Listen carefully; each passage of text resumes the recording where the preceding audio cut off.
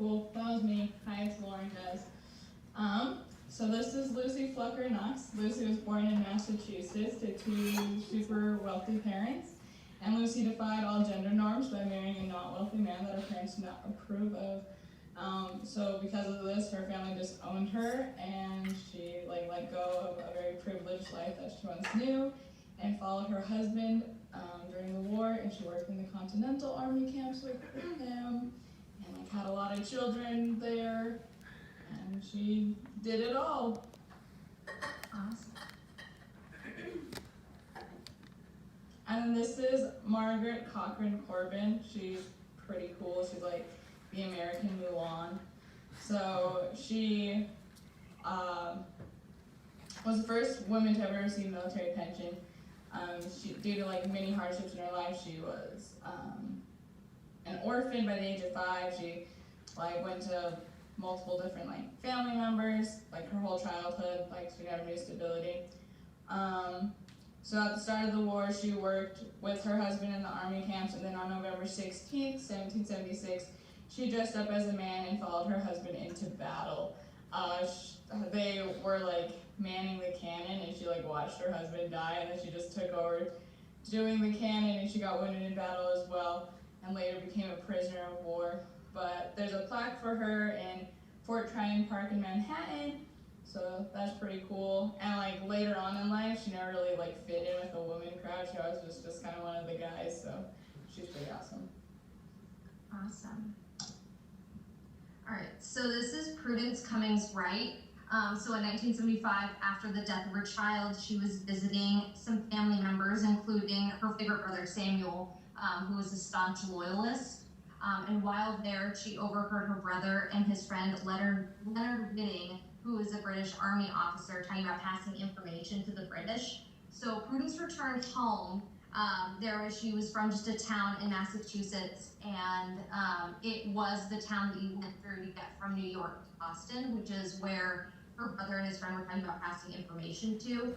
So she went home, and she went to all the women of the town, and most of whom had husbands who were off fighting in the war. So these 30 to 40 women started their own militia, and they voted Prudence as their leader. They dressed in their husband's clothing and armed themselves with farming equipment because their husbands took all the guns. And they, knowing that the bridge over the natural river was the only way through the town, they patrolled by that bridge and it prepared to stop any British from coming through. 2 men on horses approached the bridge, and one of them was Prudence's brother, Samuel. Samuel, knowing his sister's commitment to her cause, quickly turned around, knowing that she was willing to die for this and she was going to kill him for it. His friend, Leonard Whiting, was the other man. He was like, the girls aren't going to stop me, but he was wrong. So they pulled him from his horse and raided his clothing and found the correspondence that was intended for the British. They captured Leonard and Prudence's brother Samuel and held them overnight. And they did let them go the next day as long as they promised to never step foot in the colony of Massachusetts ever again. And Prudence and her brother never spoke again. And then Agent 355. So there was a secret spy network called the Culper Spy Ring that operated from 1778 to 1780. The spy network was the best at getting important information from just inattentive British officers and their sympathizers. Benjamin Talmadge was a young American officer who worked under George Washington. He started the top secret spy network under the direction of then General George Washington. Part of the order was that even George Washington, was not to know the identity of any of the spies. One such spy was Agent 355. It's suspected that, it's not even suspected, it is because of her that Benedict Arnold was exposed as a traitor, and Major John Andre was arrested. He was also involved in that, Benedict Arnold's treacherous actions. But before Major John Andre was arrested, there were a lot of suspects that were rounded up, and among them was Agent 355. She was interrogated on the prison ship HMS Jersey in New York Harbor. She refused to give up any information, and later she died due to horrific conditions. And to this day, no one knows who Agent 355 is. All we know is that she was integral to the success of the American Revolution, and she died for the cause.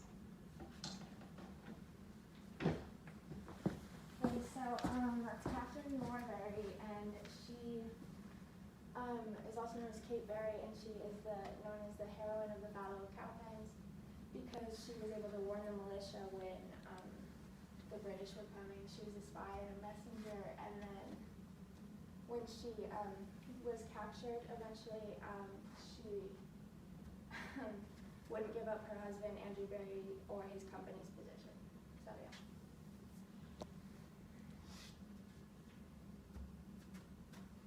You can go to the next one now.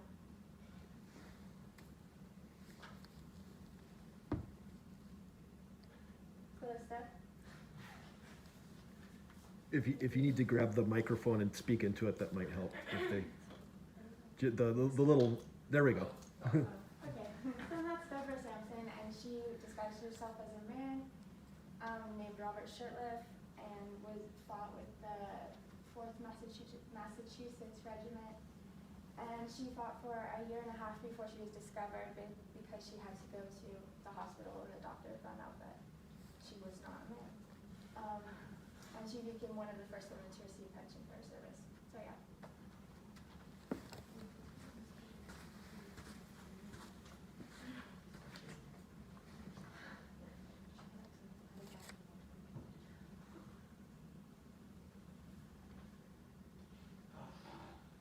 So this is Sybil Lundington. She was born in 1761 in New York, and her dad Henry was a colonel of the local regiment there. And on April 26, 1777, a writer had come to town to warn them that the British troops were on their way and they needed to prepare to fight. But Colonel Wellington's troops were at home for planting season, and they needed to know the news. And the writer was too tired to continue to go tell the rest of the militia to come back.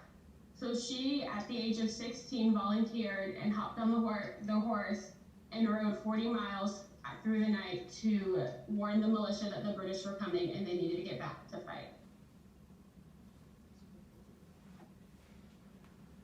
Martha Washington is notorious known for being the wife of George Washington and the first lady of the nation. But she was one of the very few women in Virginia that could be able to learn to read and write at the time.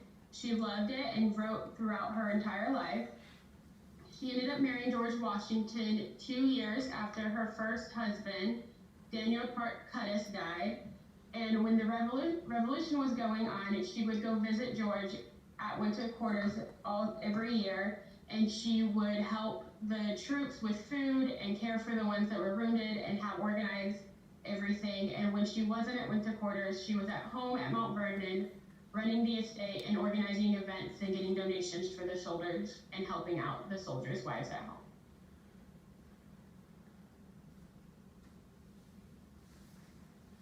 This is Lydia Darwin, and her family moved to a Quaker community in Philadelphia in 1753, and at the start of the war, because Quakers are pacifists, everyone just assumed they were pacifists as well, but she and her family supported the American troops, and in 1777, the British took over Philadelphia and set up their headquarters right across the street from her home, and so she would watch what they were doing and sent her son out into the outskirts of town to tell the American troops what the British were doing.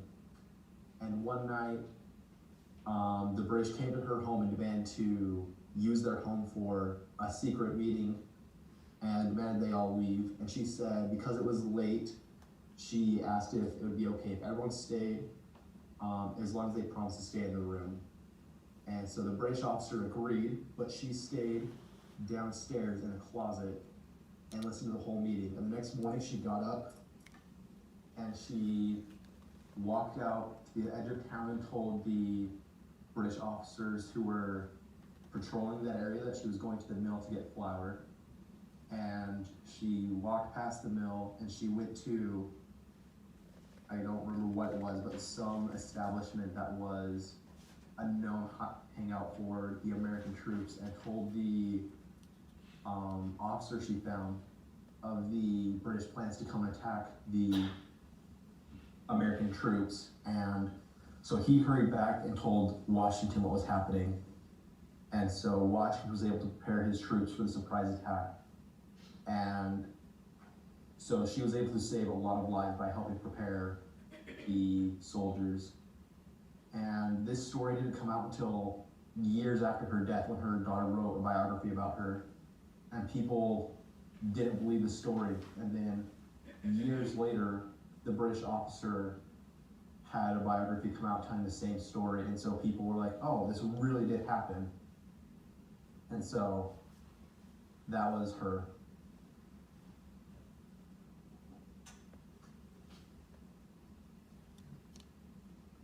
And then this is Esther de Burgh Reed, and she was born in London, but her family moved to the Americas during the Revolutionary War, and she wanted to help with the American cause because she believed in freedom for everybody.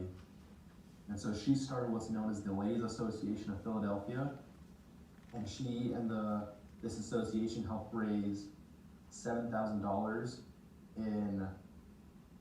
at the time, which is about $30,000 in today's money. And she wanted to give the money to the soldiers to spend as they wanted, but George Washington asked her to make shirts so that the soldiers remember the sacrifice the women had made.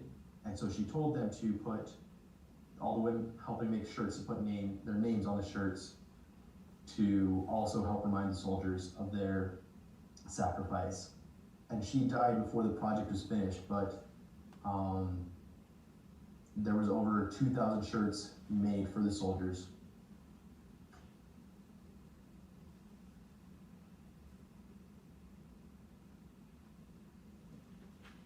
Okay, so this is Mercy Otis Warren, and she was born September 14th, 1728 in Massachusetts. She was a woman that supported the Boston Tea Party and would encourage other women to do the same and to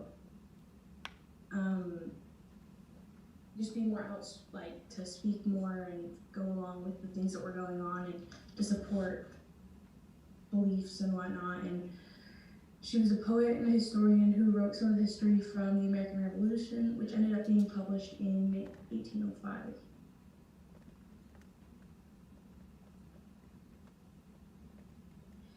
And then this is Abigail Adams, and she was born November 22nd, 1744, and she was married to John Adams, and they both together had John Quincy Adams and multiple other children. But she's known to be one of the strongest female voices in the American Revolution, and she was a political advisor for her husband, John Adams. Abigail Adams had a famous quote, and she would always remind him to remember ladies, especially when they were, when it came to writing new rights and liberties for the nation, and she was an early advocate for women's rights.